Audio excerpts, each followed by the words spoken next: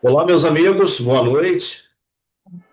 Boa Sejam, noite. Boa sejam noite. todos muito bem-vindos. É véspera de feriado, pode ser que alguém esteja viajando, pode ser que alguém chegue mais tarde, mas louvado seja Deus que nós chegamos aqui. Chegamos aqui para juntos aprendermos um pouquinho mais da palavra de Deus, o que Deus tem para nos falar nessa noite. Então é sempre uma honra recebê-los, é sempre um privilégio ter vocês aqui, estarmos juntos. Isso aqui tornou-se o nosso culto em casa, não é? Sim. A gente não tem aí a oportunidade de estar na igreja na quarta-feira, mas em contrapartida, nós temos aqui dois momentos na semana em que a gente divide a palavra de Deus e isso aí não tem preço, isso é maravilhoso, tá certo? Não seria se outros mais estivessem aqui, mas respeitamos aí a decisão, né, de cada pessoa. Que Deus os abençoe também, que eles sintam-se abraçados por Deus. Claudinete, seja bem-vinda também. Deus te abençoe. Marcos, Amém. por gentileza, Marcos, nos dirija a Deus nessa hora. Vamos orar então. Hum. Senhor, nosso Deus, nosso Pai, Pai querido, Pai amado, Senhor do exército de anjos que está no céu. Nesse momento nós te agradecemos, pois o Senhor é o nosso mantenedor, nosso provedor. E nesse momento que vamos abrir a tua palavra, queremos pedir para que o Senhor derrame teu Espírito Santo, que ele se faça presente, que ele seja com o Luther irmã que estará dirigindo esse estudo, mas que o Senhor também, através dele, possa abrir a nossa mente e o nosso coração, que todos possamos ser abençoados pela tua palavra. É o que Eu nós te também. pedimos nessa noite. Te agradecemos mais uma vez por essa oportunidade, em nome de Jesus. Amém. Amém, amém, amém. Deus seja louvado.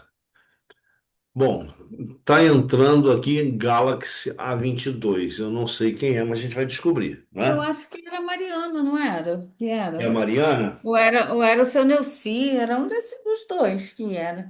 Ok. Aqui, o Nilson. A gente descobre já já. Oi, Mas Claudinete!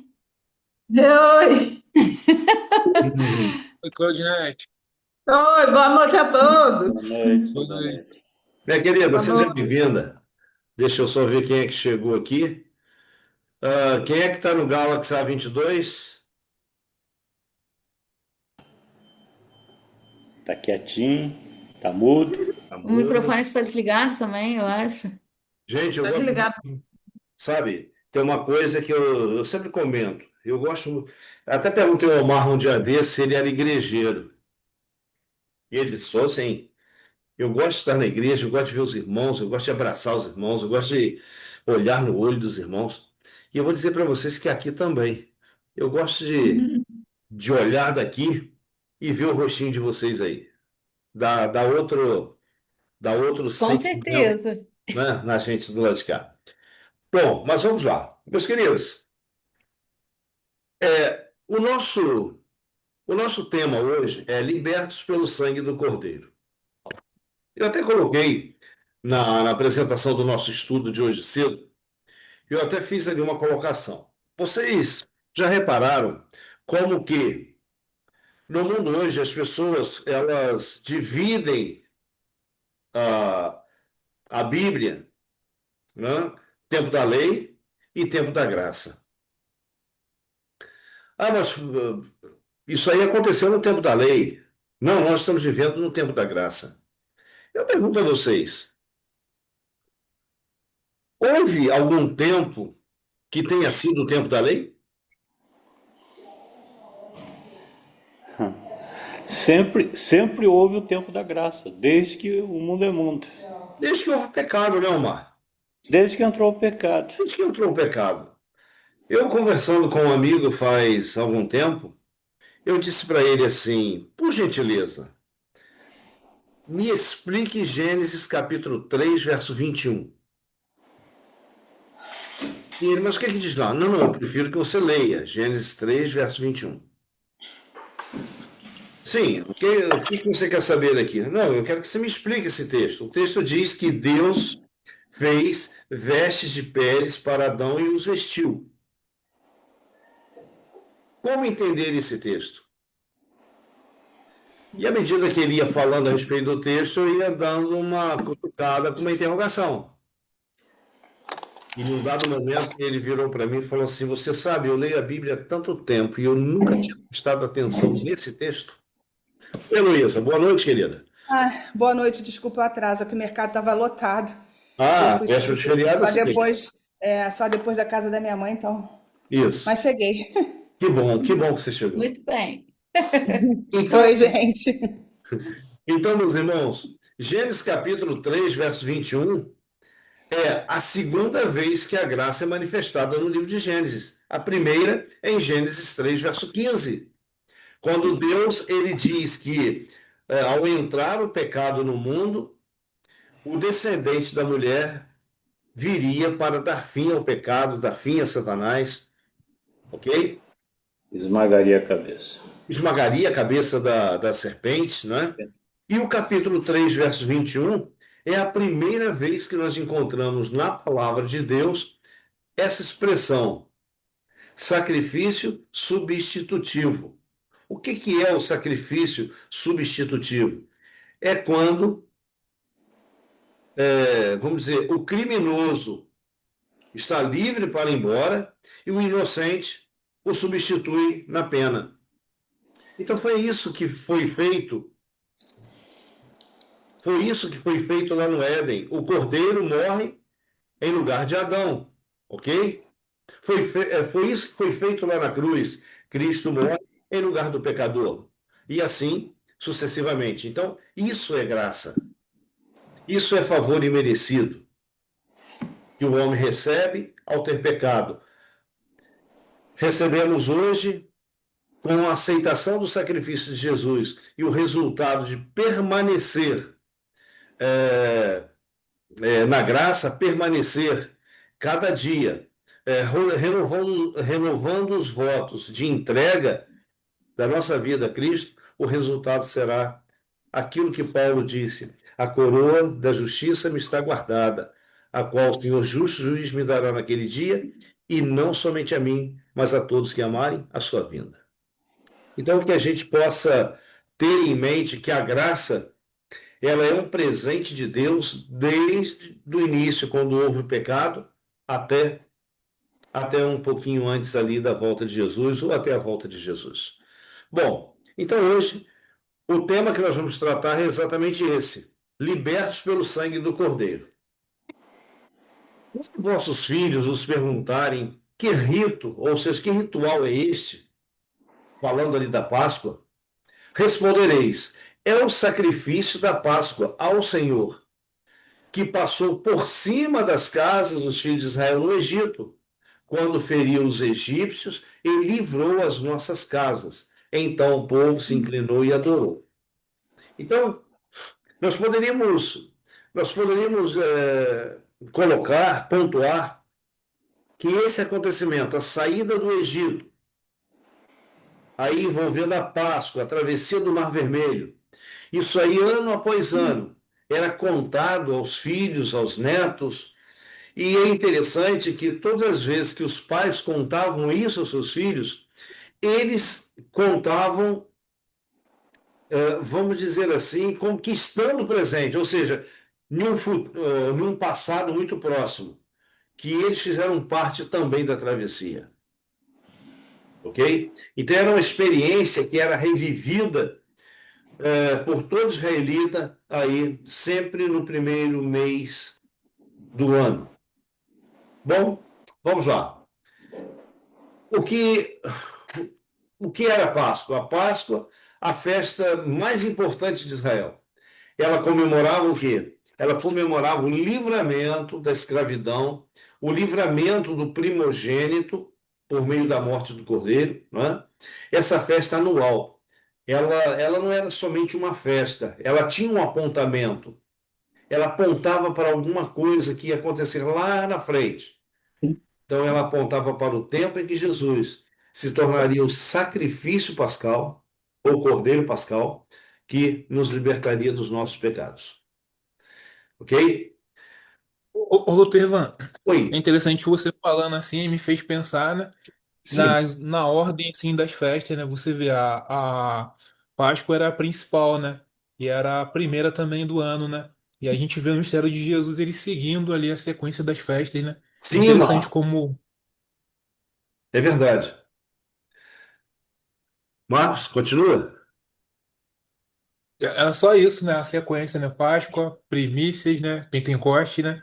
Que se cumpriram já, né? Na ocasião ali da Ah, morte e ok, ressurreição de Marcos. Cristo, né? Era Páscoa, os asmos, primícias, Pentecostes, trombetas, expiação, tabernáculos. É interessante que, se você tomar as 7 festas, que haviam outras festas, mas estas eram as principais. Todas essas 7 festas, elas têm um propósito: nos mostrar, desde a vinda de Jesus até a nossa estada nos céus 1000 anos, que seria a festa dos tabernáculos. Ok? Muitas pessoas, elas dizem, nós vamos morar no céu para sempre. É isso que a Bíblia nos ensina? Só por um tempo.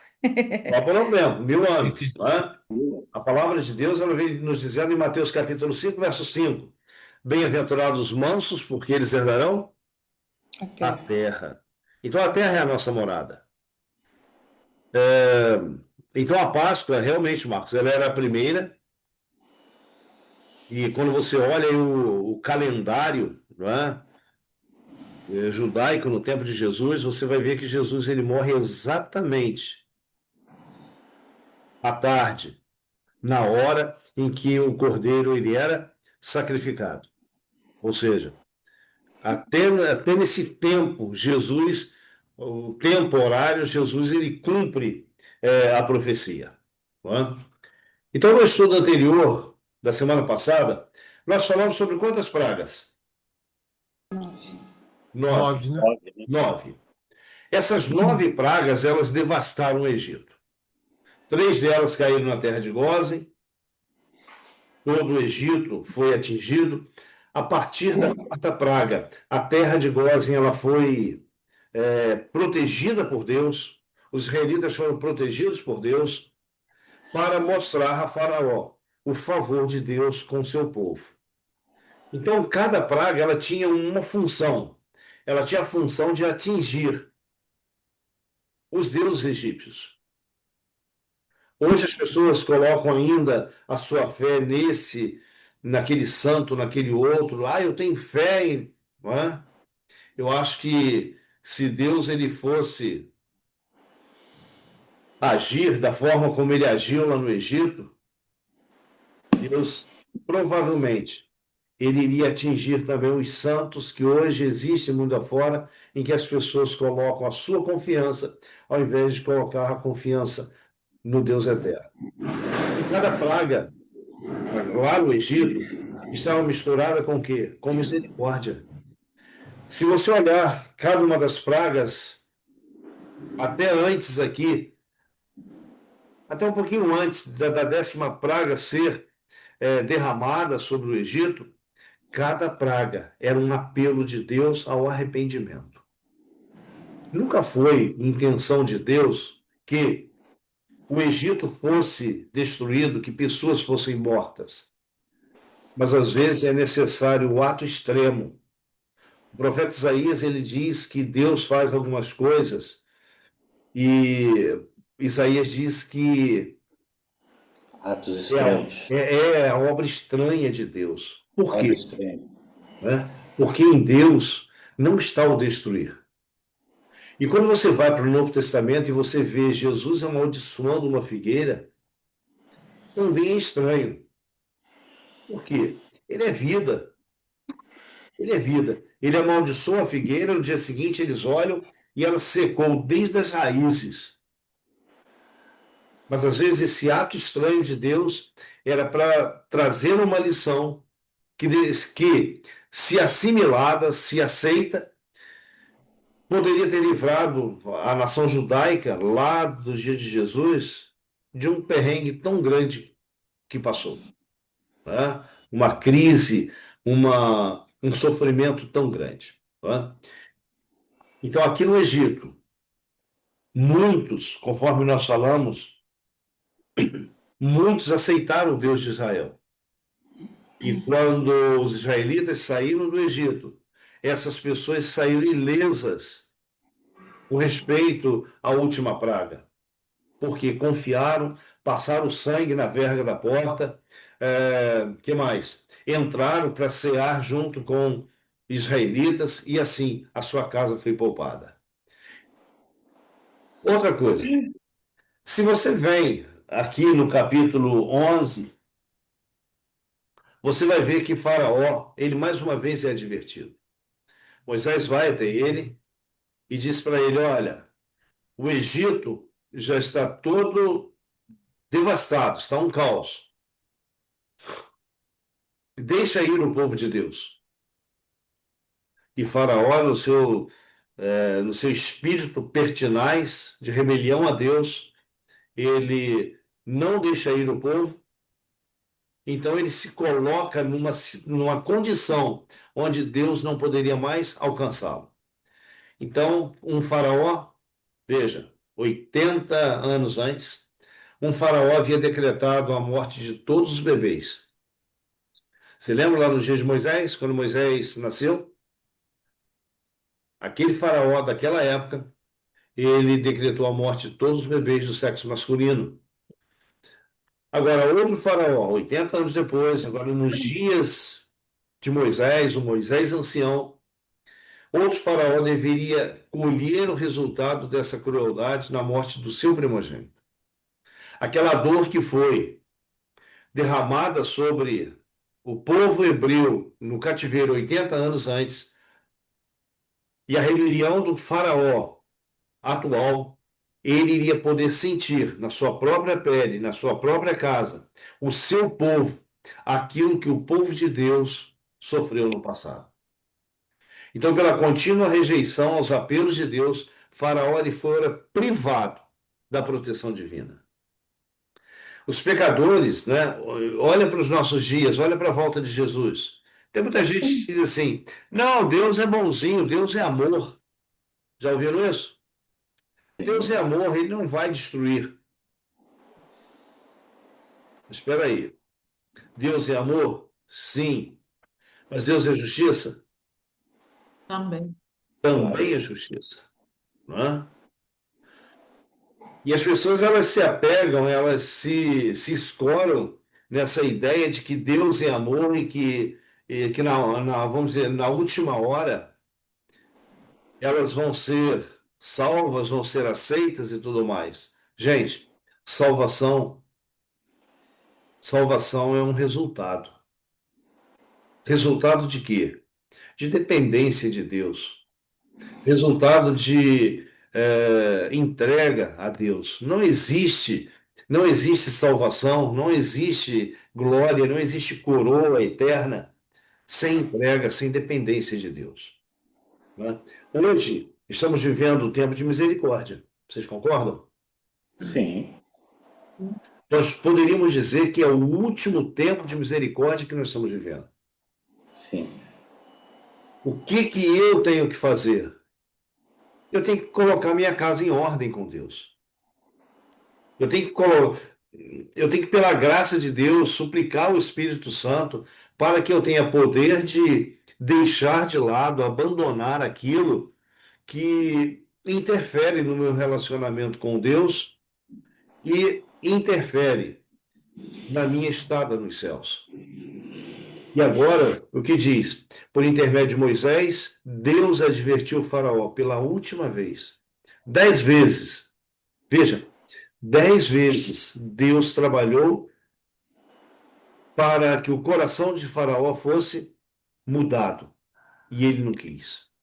Em Apocalipse tem uma passagem, no capítulo 2, 2 verso 20 ou 21, que diz assim: e dei-lhe tempo para que se arrependesse do seu pecado, mas ela não quis. Falando aí lá da igreja de Tiatira. Com Faraó, Deus também deu tempo a ele para que ele se arrependesse do seu pecado. E o tempo passou. e ele não quis. Que esse não seja o nosso caso.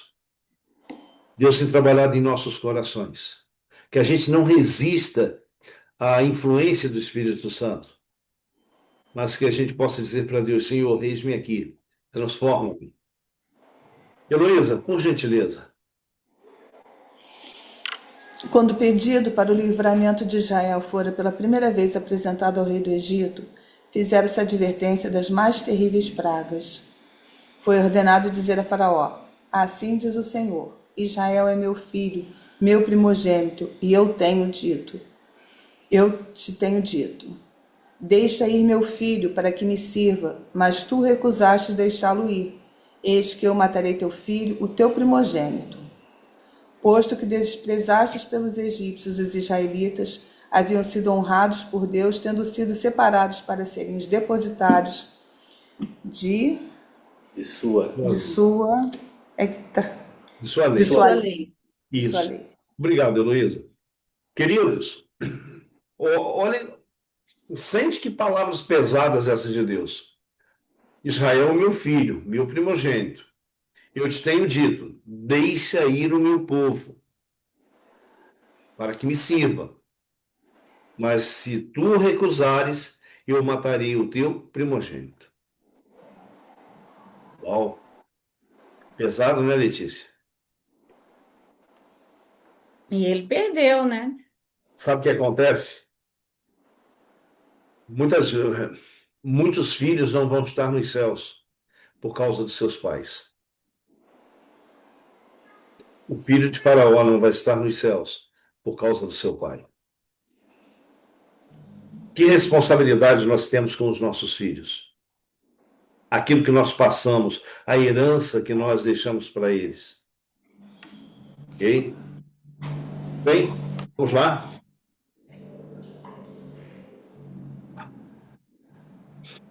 Veja bem, aqui no capítulo 10, versículo 28 e 29, você vê Faraó esgotando todas as oportunidades.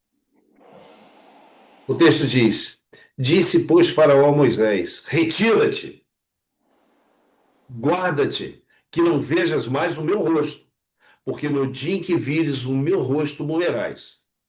Respondeu-lhe Moisés: bem disseste, nunca mais tornarei a ver o teu rosto. Aqui, queridos, aqui foi, vamos dizer, a gota d'água que faltava para transbordar o balde. E Moisés, você vê que Faraó ele fala em um tom e Moisés fala à altura do que Faraó havia dito. Bom, pela continuação do pecado, né, Faraó extinguiu aí o tempo de graça. Mas espera aí, isso aqui eu coloquei de propósito e eu quero que vocês me ajudem. Nós podemos extinguir o tempo de graça? sim. Não é Deus quem estabelece o tempo de graça?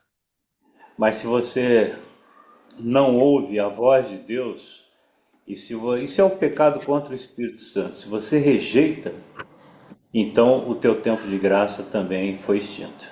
Exatamente, Omar, obrigado. E nós temos exemplos na Bíblia. Judas. Judas foi um caso. O rei Saul, primeiro rei de Israel, porque tu rejeitaste a voz do Senhor, o Senhor também te rejeitou para que não sejas rei. Então, é uma realidade, não é? A graça de Deus, ela é extensiva a todos e se estende até a volta de Jesus. Mas quando eu rejeito, eu antecipo o quê? O juízo. E normalmente a antecipação do juízo não dá em coisa boa. Não é? Diante disso aí, o que mais pode ser feito por uma pessoa? Sabe, gente, eu ando pelas ruas e eu olho, eu gosto muito de olhar no rosto das pessoas. Eu fazia isso desde que eu era bancário. Eu gosto de olhar no rosto das pessoas. E na minha mente se passa algumas coisas. Você vê algumas pessoas agindo de forma um tanto inescrupulosa, né?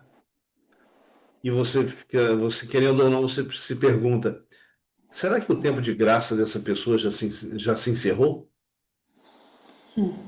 A gente não julga, mas é tanta maldade, é tanta coisa ruim acontecendo diante dos nossos olhos, que você querendo ou não, você se pergunta.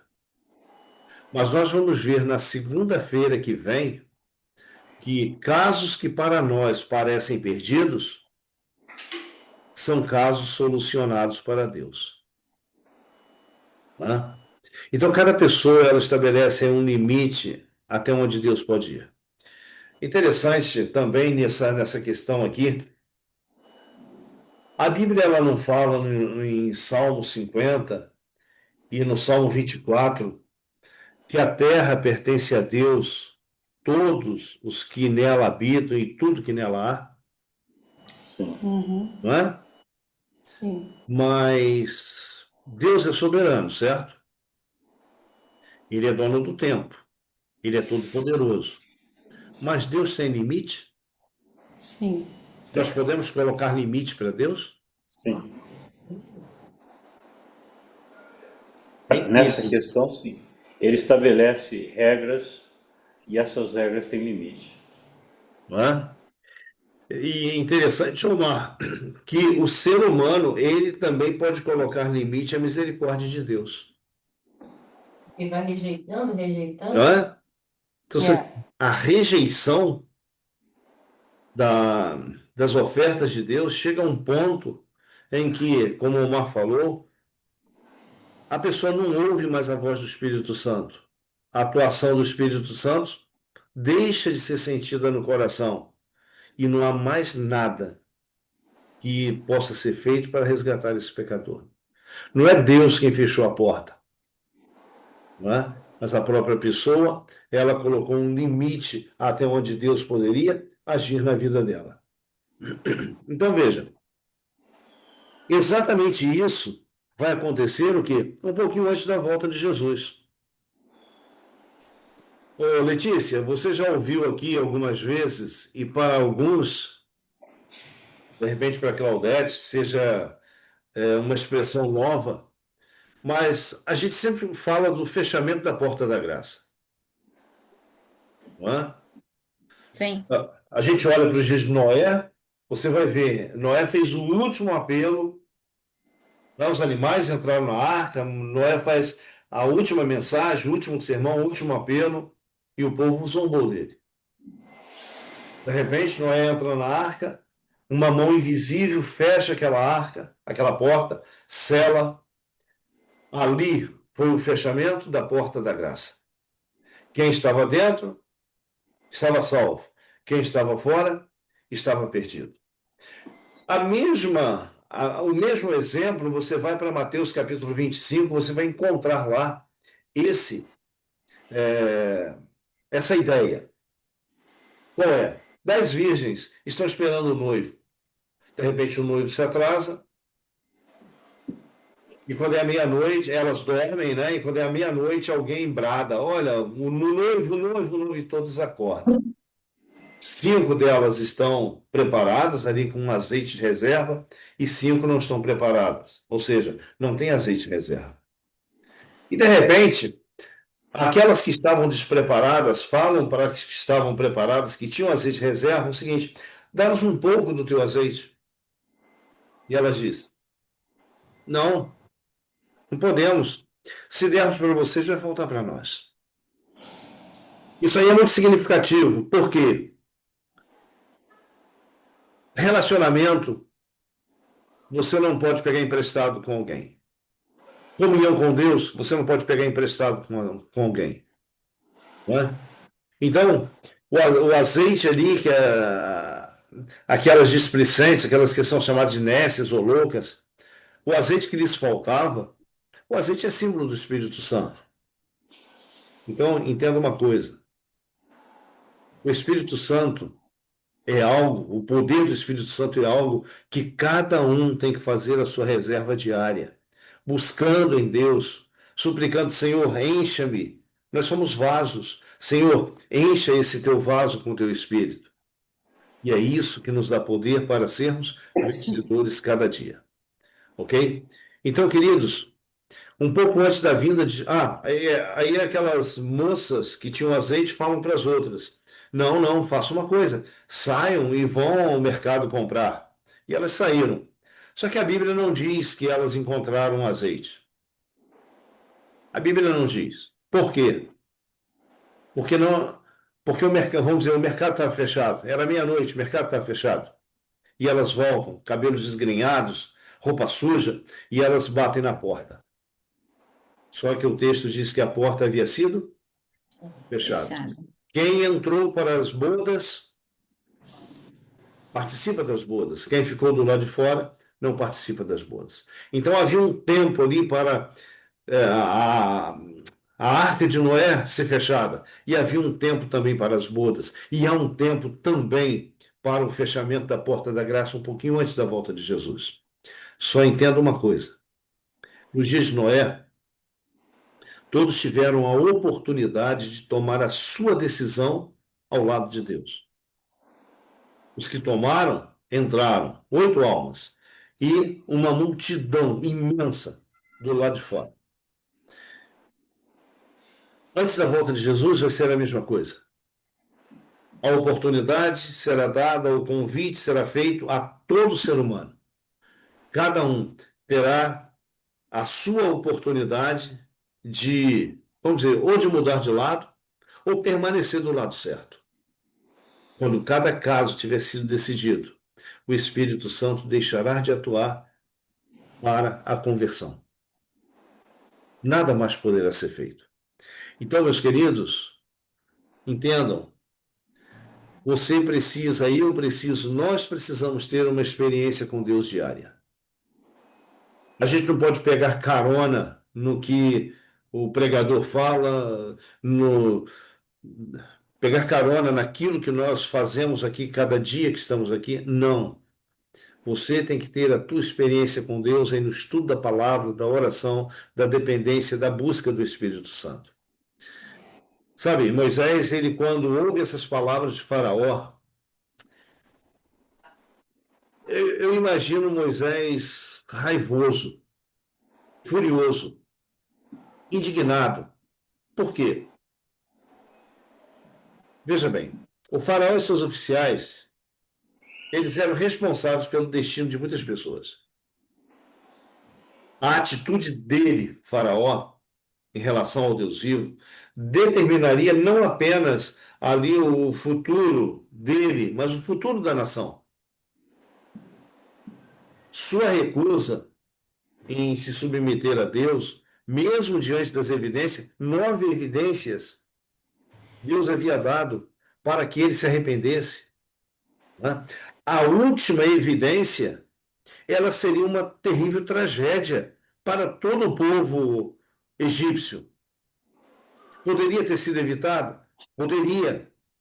Mas imagina que aquele faraó, ele iria carregar até o seu último suspiro, ele ia carregar a culpa de que o Egito foi chacinado, né? Os lares foram agredidos com a perda ali de um filho, porque ele, o faraó, por orgulho, por egoísmo, por presunção,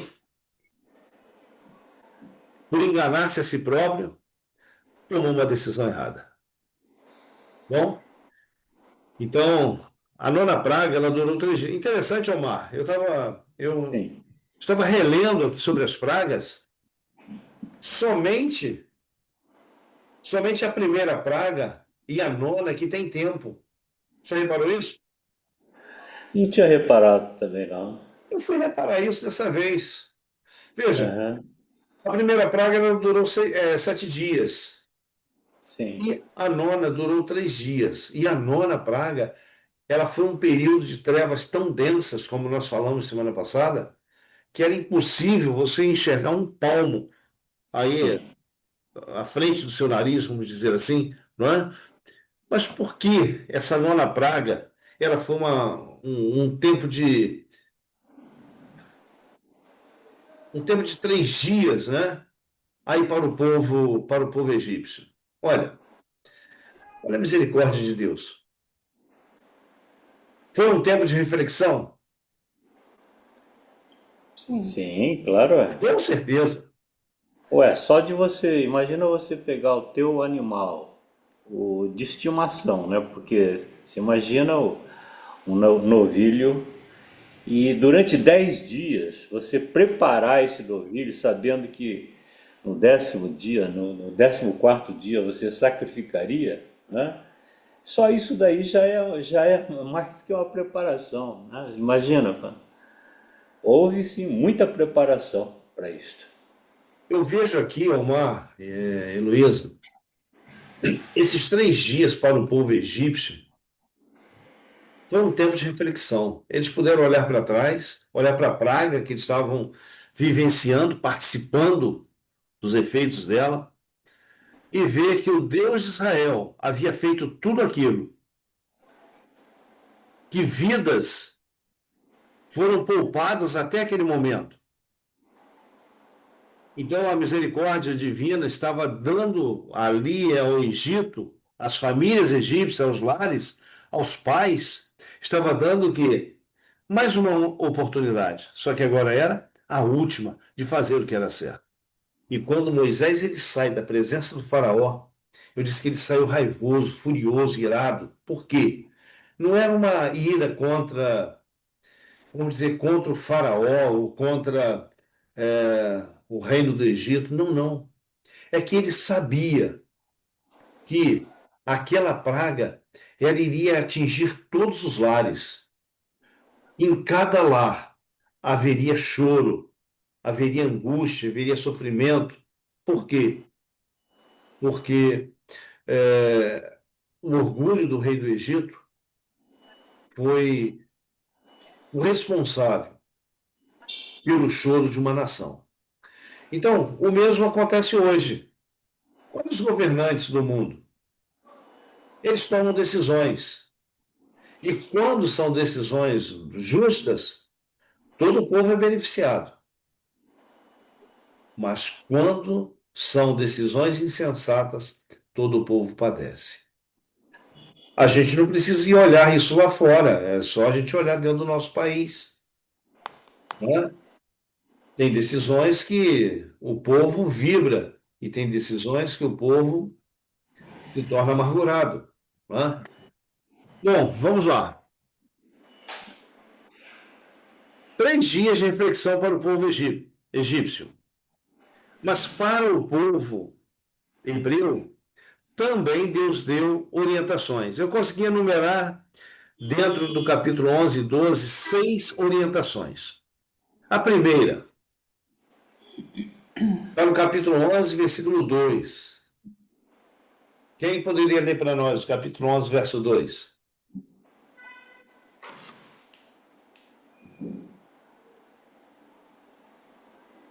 De Êxodo. Êxodo 11, verso 2. Fala agora aos ouvidos do povo, que todo homem peça ao seu vizinho e toda mulher sua vizinha, objetos de prata e de ouro. Olha bem, esse tempo aqui é entre a 9ª e a 10ª praga. Todo o Egito estava sofrendo. O povo já estava clamando. Os sacerdotes, os oficiais de Faraó já estavam clamando a Faraó: deixa esse povo ir embora, ou então nós vamos ficar falidos de vez. O Egito não vai sobrar mais nada no Egito. E é exatamente nesse momento que Deus ele chega para Moisés e diz: olha, fala para o povo sair e fazer uma recolta. Uma recolta de quê? De ouro, de prata.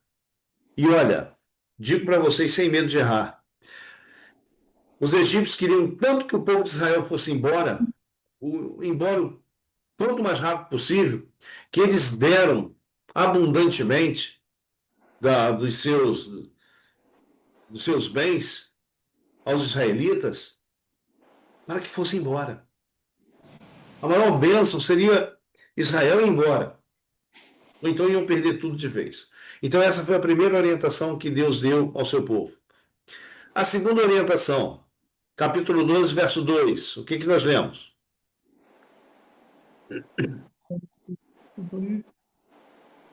Este mês sairá para vocês o principal dos meses. Será o primeiro mês do ano. Então, que mês seria esse? Eu botei aqui do lado um calendário. Janeiro, fevereiro, março, abril, maio, junho, julho, agosto, até dezembro. Esse mês aqui, que capítulo 12, verso 2, que marca aí a saída de Israel do Egito, que passou a ser contado como o primeiro mês do calendário religioso de Israel, ele começaria quando? Em janeiro? Não, Fevereiro? começaria a Bíblia. Março, abril. Ele começa exatamente nesse meio aqui, entre o meado de março e o meado de abril, ok? Então vamos colocar o primeiro mês como se ele fosse.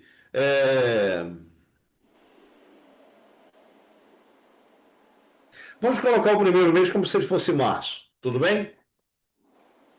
Vamos deixar aqui janeiro e fevereiro e vamos imaginar aqui, olha, março seria o primeiro mês, abril o segundo, maio o terceiro, junho o quarto, julho o quinto, agosto o sexto, setembro, qual seria?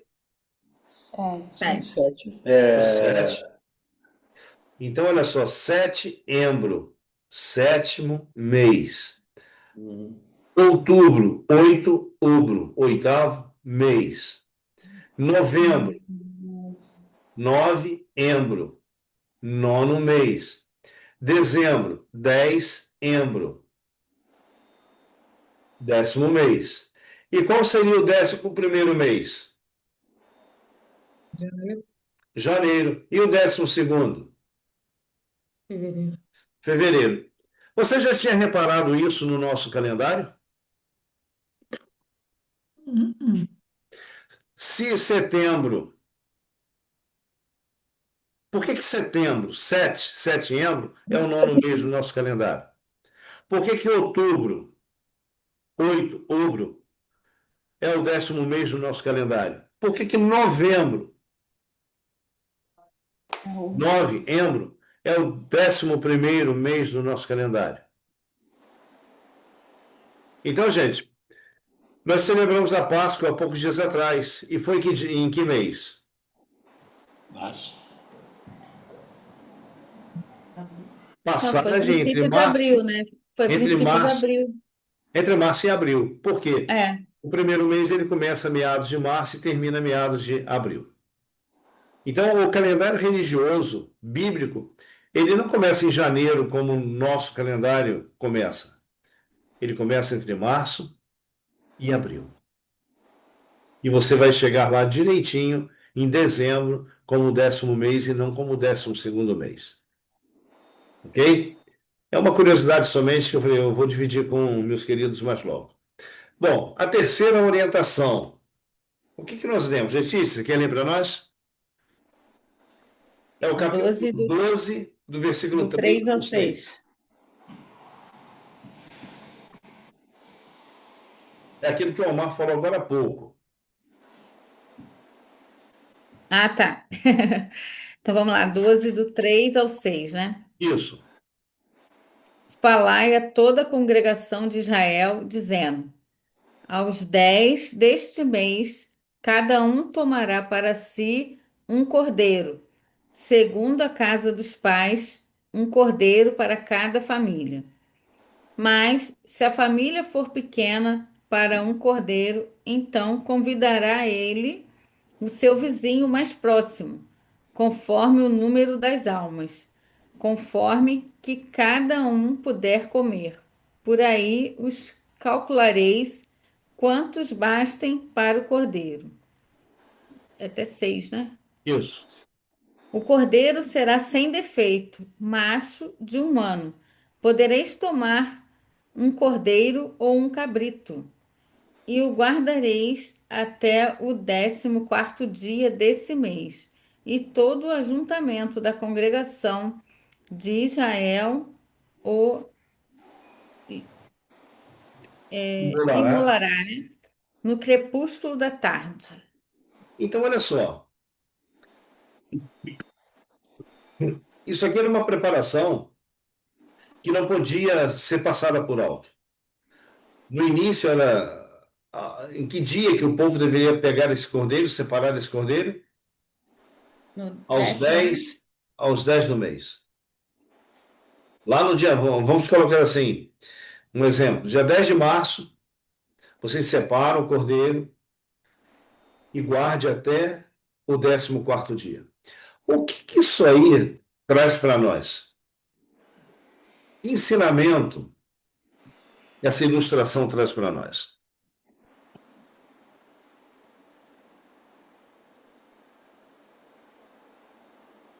Já tinham pensado nisso?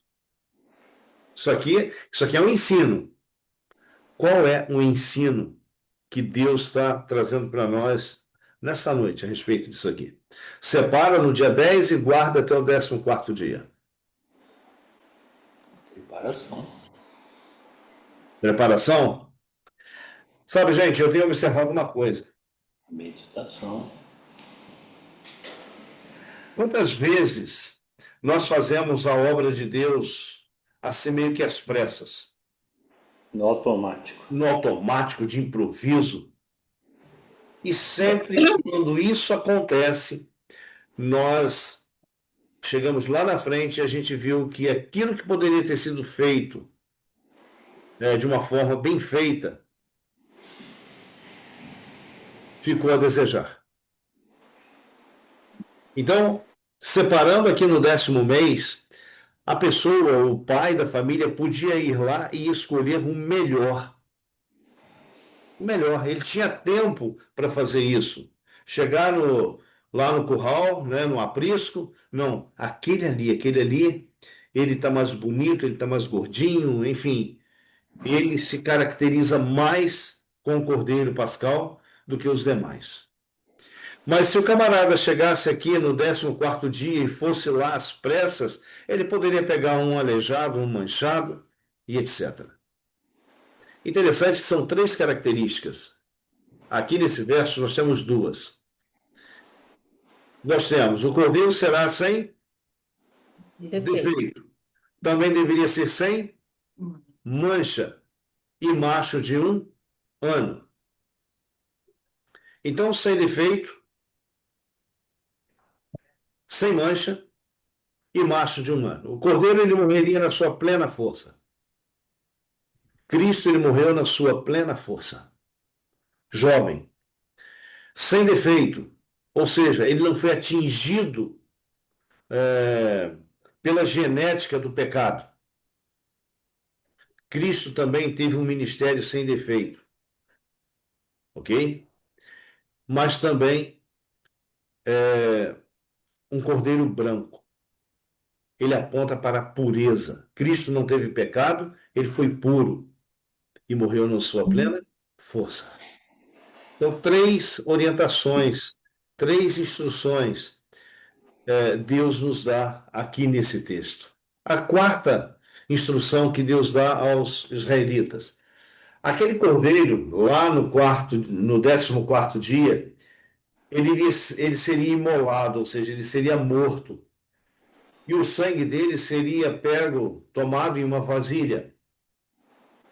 E a ordem que Deus dá aqui aos sacerdotes da casa, aos pais, é que pegassem aquele sangue, pegassem uma vassoura de mato, aqui era o isopo, né?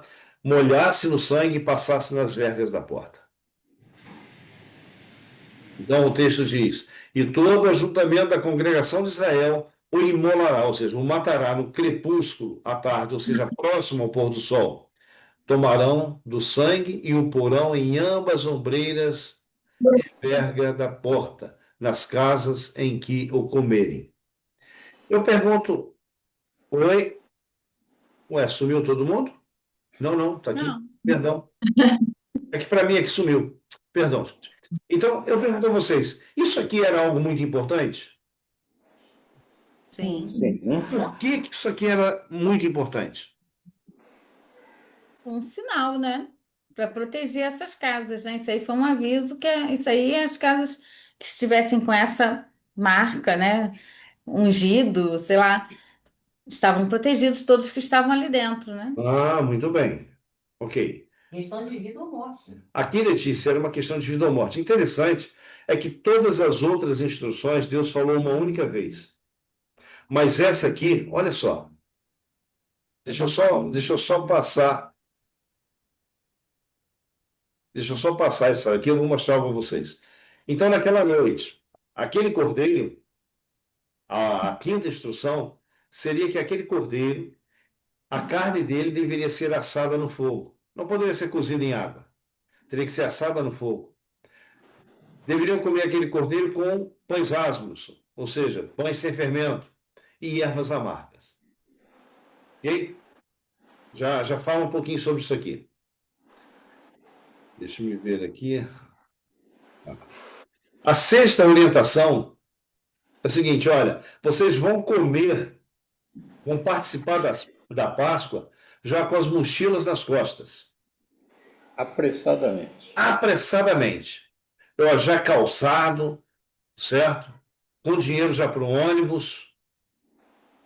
Tudo que vocês vão levar na viagem, olha, vocês vão participar da Páscoa já com tudo isso preparado. Longos cingidos, sandálias nos pés, cajado na mão, comê-lo às pressas. Bem, agora veja bem. O sangue era um sinal. Então, o sangue vos será por sinal. Observem o texto, capítulo 12, verso 13. O sangue vos será por sinal nas casas em que estiverdes. Quando eu vir ou ver o sangue, passarei por vós, e não haverá entre vós praga destruidora quando eu ferir a terra do Egito. Bem, no capítulo 12, se você vai ao versículo 21 e ao versículo 23, você vai ver esta sentença repetida duas vezes. Omar, quer ler para a gente? Por favor. Chamou, pois, Moisés todos os anciãos de Israel e lhes disse: Escolhei, tomai cordeiro segundo as vossas famílias e molai a Páscoa. Tomai um molho de sopo, molhai-o no sangue que estiver na bacia e marcai a verga da porta e as suas ombreiras com o sangue que estiver na bacia. Nenhum de vós saia da porta de sua casa até pela manhã, porque o Senhor passará para ferir os egípcios. Quando vir, porém, o sangue na verga da porta e em ambas as ombreiras, passará o Senhor aquela porta e não permitirá ao destruidor que entre em vossas casas para vos ferir. Queridos, observem, no verso 13, a ordem: o sangue vos será por sinal nas casas em que estiverdes. Quando eu ver o sangue, passarei por vós e não haverá o quê? Praga nesta casa. Ver o sangue aonde? Na verga da porta, ok? No, no verso 22, tomai um molho de sopo, molhai no sangue que estiver na bacia, marcai a verga da porta. No verso 23, porque o Senhor passará para ferir os egípcios. Quando vir, porém, quando o ver, né, ver o sangue na verga da porta e em ambas as ombreiras, passará o Senhor aquela porta, aquela casa, e não permitirá o destruidor, o anjo da morte. Você repara o seguinte, olha, 3 vezes. Isso aqui era muitíssimo importante que Israel compreendesse. Era vida ou morte. Então, como nós temos falado aí já várias vezes, quando Deus ele quer que eu compreenda que uma coisa é muitíssimo importante, ele repete 3 vezes. 12, verso 7, 12, verso 13, e no capítulo 12, versículo 21 ao 23. Se você pegar lá o verso 13, também você vai encontrar essa mesma sentença. Ou melhor, o verso 7. Né? Ok. Isso aí. O sangue na porta era cobertura?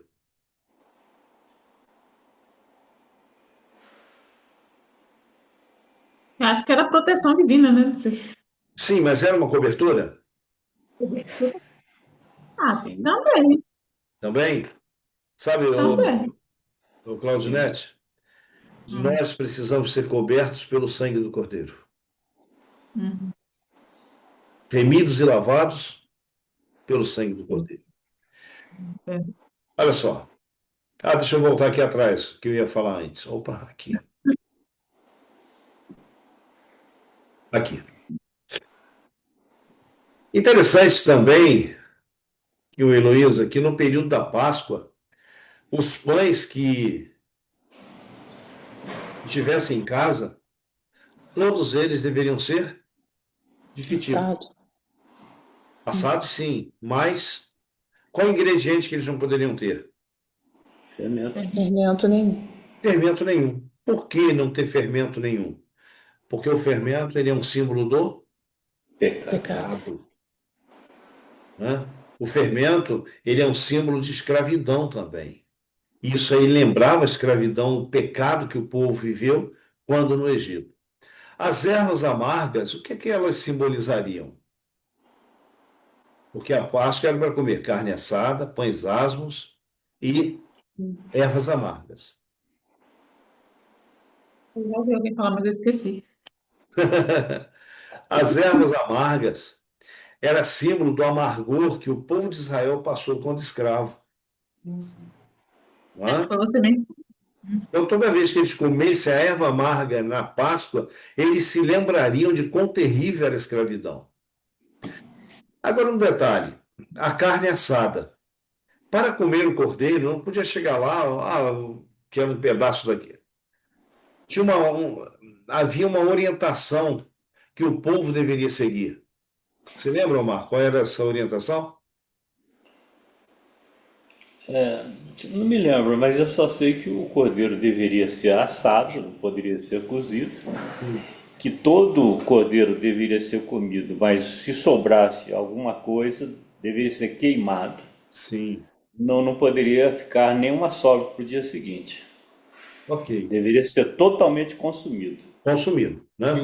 E os ossos não podiam ser quebrados, né, Ah, também, né? aí está. Aí os Não ossos é? não podiam ser quebrados. Veja, isso também é significativo, por quê? Porque apontando para Jesus. a pessoa de Jesus, veja bem, a pessoa de Jesus, ela não, com respeito ao fermento, Jesus não teve pecado algum, Sim. isento de pecado. Ele padeceu das nossas aflições. O seu, opa, o seu, Tudo se encaixa, né? tudo se encaixa. As Tudo ervas se encaixa. amargas que apontavam o sofrimento do povo, também apontavam o sofrimento de Jesus, principalmente o sofrimento de ser rejeitado por aqueles que ele veio salvar. Tá certo? E o fato de comer a carne sem que os ossos fossem quebrados, isso aqui era profético também. Jesus, os soldados, antes do pôr do sol, eles iam lá e quebravam os joelhos dos soldados. E quando foram para quebrar os joelhos de Jesus, Ele já ele já estava estava Já estava morto. morto. Não é? Então, não fizeram, não quebraram os seus joelhos para se cumprir a profecia, que nenhum dos seus ossos seria quebrado. Então, quando você estuda a profecia, a Bíblia, você vê que ela tem uma resposta para tudo lá na frente, não é? Bom, os juízos de Deus lançados sobre o Egito duraram em cerca de 12 meses. Não foi algo repentino como um ataque de fúria. Deus ele concedeu tempo entre uma praga e outra, para que houvesse decisão, houvesse conversão. Foi um tempo de graça? Sim, com certeza. Tempo de estudar o que? O caráter dos deuses falsos, né? Do Egito, e o caráter do Deus verdadeiro. E no final desse tempo, cada decisão estava madura. Madura para quê? Para a colheita. O derramamento da 10ª praga foi o fechamento da porta da graça para os egípcios. Falamos isso há pouco. E quando estivesse dentro de casa, com o sangue nas vergas da porta, estariam como? Não, quem estivesse Salvo. estaria salvo. Caso contrário, sofreriam a penalidade da morte. Meus queridos, isso não é diferente para mim e você, não é diferente para cada ser humano. Somente aquele que for coberto pelo sangue do Cordeiro estará livre da penalidade da morte. Agora, isso aqui é interessante. Ô Marcos, por que Páscoa? A palavra lá no original bíblico para Páscoa é Pesach. E o que significa essa palavra? Passar por Sim. cima. Sim. Passar por cima, né? Ou seja, cobrir, né? Sabe, gente, quão diferente era a Páscoa naquele tempo para a Páscoa de hoje, né? A Páscoa de hoje ela não tem o sentido de um Cristo Salvador, de um Cordeiro Pascal, muito pelo contrário. Quem pode ler para nós, Claudinete? Pode ler esse texto para nós? Êxodo 12, verso 29 ao 30, ou Claudete também, fique à vontade. 29, vou ler na minha Bíblia que eu enxergo melhor. Isso, Peraí. 12, verso 29 e 30. Vai estar com o celular? Mas eu prefiro também. Só- Deixa eu só achar aqui. Capítulo Aconteceu que, à meia-noite, o Senhor matou todos os primogênitos na terra do Egito, desde o primogênito de Faraó, que se assentava no seu trono, até o primogênito do prisioneiro que estava na cadeia, e todos os primogênitos dos animais. verso 30. Faraó levantou-se de noite, ele e todos os seus oficiais e todos os egípcios. E houve grande clamor no Egito, pois não havia casa em que não houvesse um morto. Tente imaginar a cena. Meia-noite. O anjo passa e daqui a pouco começa o quê? Aquele clamor, aquele choro angustioso. Pessoas, em todos os lares havia pelo menos um morto. Ou, de repente, até mais, não é? Mas em todos os lares havia uma pessoa morta, um primogênito morto. Queridos, à meia-noite da história desse mundo, Deus também vai ferir o que? Este mundo. Quando o pecado se adensar de tal forma que não haja mais oportunidade da graça trabalhar no coração do ser humano, este mundo também vai ser, de ponta a ponta, varrido por pragas descritas lá no Apocalipse. Apocalipse 16. Não é? Então, com esta praga, ela foi a mais terrível. Ela culminou o ataque, né, aos deuses do Egito, e Faraó também ele era considerado um ser divino.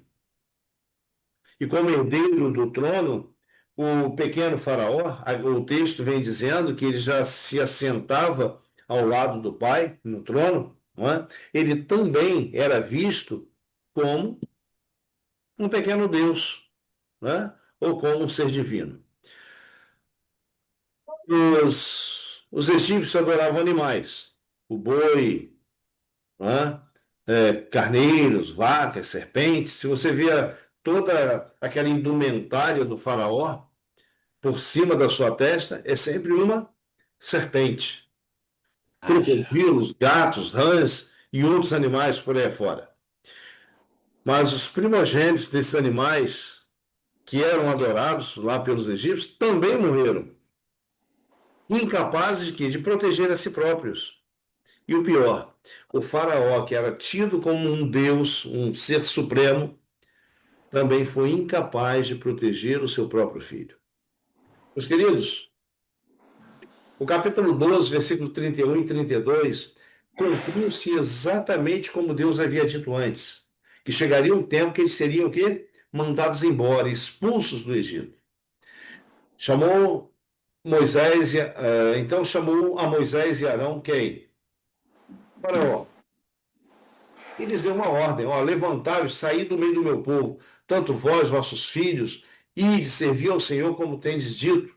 Levai também convosco vossas ovelhas. Vocês repararam um detalhe? As vossas ovelhas, vossas vacas, foi o que sobrou do Egito. Somente a terra de Gósen, somente os israelitas tinham aí o seu rebanho. O rebanho do Egito foi todo destruído. Ide e abençoai-me também a mim. Né? E os egípcios apertavam agora com o povo, expulsando o povo, apressando-os para lançá-los fora da terra. Porque diziam: todos seremos mortos. Todos seremos mortos. Bom, a Páscoa, ela tornou-se um memorial desse livramento. Heloísa, o que nós lemos? A Páscoa foi instituída para comemorar a libertação de Israel da servidão egípcia. Deus ordenara que, de ano em ano, quando os filhos perguntassem a significação desta ordenança, a história desse acontecimento fosse repetida. Assim, o maravilhoso livramento se conservaria vivo na memória de todos. A ordenança da ceia do Senhor foi dada para comemorar a grande libertação operada em resultado da morte de Cristo. Até que ele venha, a segunda vez, em poder e glória, há de ser celebrada esta ordenança. É o meio pelo qual sua grande obra em nosso favor deve ser conservada viva em nossa memória. Omar, uma coisa que eu acho interessante quando a gente lê sobre as festas de Israel, sobre aquilo que o pessoal diz: isso aí era da velha aliança. Pois é. Algumas dessas cerimônias foram substituídas e não canceladas. Né? A Páscoa é uma delas. A Páscoa, que era ali uma festa nacional, uma festa de um povo, foi substituída pela Santa Ceia, que teria agora vamos dizer assim, um alcance mundial, todas as famílias da Terra. Por quê? Veja, hoje, 2026, você já se perguntou por que comemorar a Páscoa? Tem significado para nós comemorar a Páscoa? Não. Não. Não. Não. Interessante, Marcos. A Páscoa foi substituída. O homem também substituiu a Páscoa. Substituiu o pão, substituiu o cordeiro, substituiu as ervas amargas. Aqui, na última Páscoa que Cristo celebra com os discípulos, e a primeira Santa Ceia, você vê que aqui é um momento de transição.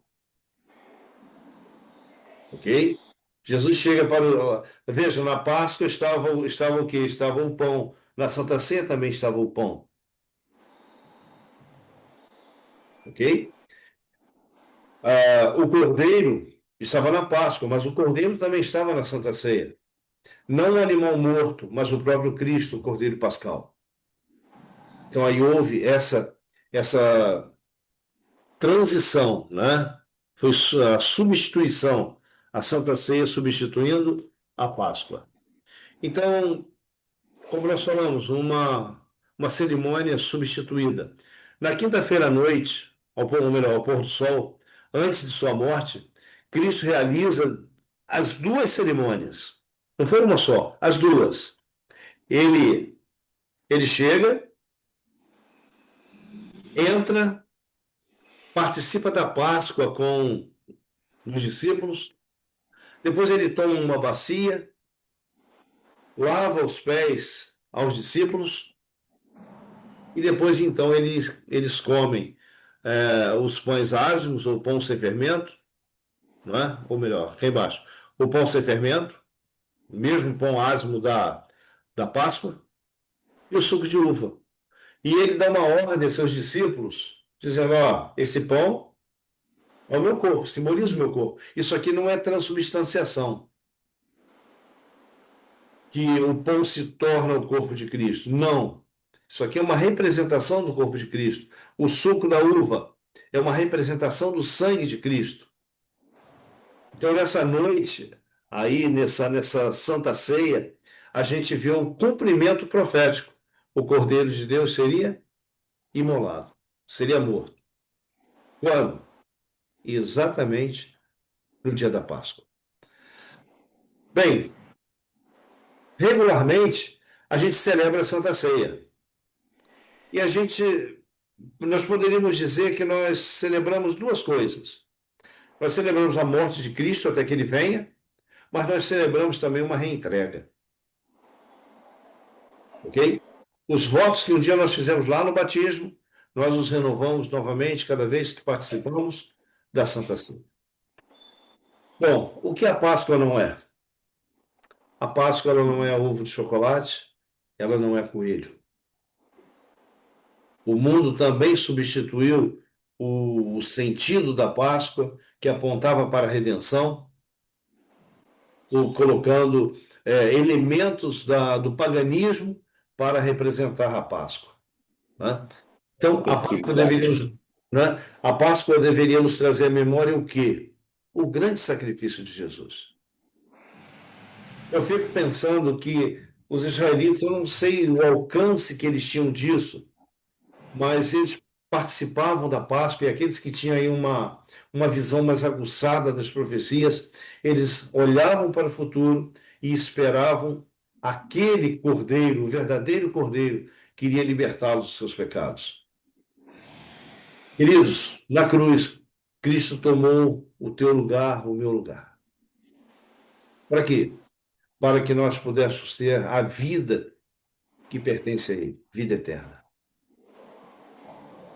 Apocalipse capítulo 19, verso 9, fala: bem-aventurados aqueles que são chamados à ceia das bodas do Cordeiro.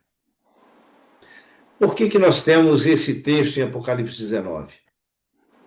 Porque o Senhor Jesus mesmo disse que haveria no reino do Pai uma ceia em que ele participaria com seus servos e seus servos com ele. Não comerei mais desse pão, não beberei mais desse vinho, até que beba novamente, ou novo, no reino de meu Pai. Faço um apelo para você, faço um apelo para mim, faço um apelo para aquele que vai estudar esse assunto depois. Se prepare. A ceia das bodas do Cordeiro está muito próxima. A gente não pode determinar quando vai ser, mas os acontecimentos no mundo, ao nosso redor, têm nos mostrado que Jesus está às portas. Eu acredito que nós veremos Jesus voltar em vida, de tão próximo, de tão rápido que estão os acontecimentos tendo seu lugar no mundo. Então, que você se prepare, que eu me prepare, que a gente ajude outras pessoas a se prepararem, para que tenhamos um encontro verdadeiro com o nosso Deus quando Ele voltar nas nuvens dos céus. Que nenhum de Amém. nós se perca. Amém? Amém. Que Deus graciosamente trabalhe em nossos corações. Não desista de nós. Até aquele dia em que Jesus volte nas nuvens dos céus e leve todos nós para o seu reino, para a honra e para a glória sua. Amém. Amém. Amém. Omar, por gentileza, agradeça a Deus por esses momentos. Obrigado, Pai querido. Muito obrigado. A tua palavra, através do profeta Amós, diz que o Senhor nada faria sem antes comunicar aos profetas aquilo que ia acontecer. Amém. E, Pai querido, a gente percebe nesse evento que estudamos agora à noite o verdadeiro tipo daquilo que se realizaria na cruz do Calvário. Então, Pai querido, como é bom a gente perceber a Bíblia, ela coerentemente ilustrada com símbolos, os eventos que sustentam a fé que nós temos, de tal forma que temos a nossa salvação assegurada em Ti. Pai Amém. querido, somos imensamente gratos por isso. Somos imensamente gratos pelo teu servo Lutervan, que se dedica, que se propõe a apresentar um estudo desse, tão bem apresentado, didaticamente ilustrado, de tal forma que podemos observar detalhes nessas passagens. Obrigado, Pai querido. Ser com ele, com a sua família, Amém, e Senhor. conserve esse teu servo para o benefício nosso, Pai querido, e da Louvado tua seja o teu causa. nome, Senhor. Nós te agradecemos, dá-nos uma boa noite de repouso, que estejamos animados a sempre estar envolvidos no estudo da tua Sagradas Escrituras. Amém, É o Senhor. que nós rogamos e agradecemos em nome de Jesus, Senhor. Amém. Amém, Senhor. Amém. Amém, amém. Meus queridos, uma boa noite para você. Aquele que for ficar em casa, tenha aí um bom feriado. E Deus abençoe grandemente você. Nós. Amém. Boa noite. Bom Amém. Fique feriado. Boa com noite. Deus. Deus abençoe, Com irmão. Deus. Noite. Tchau, tchau, gente. Amém.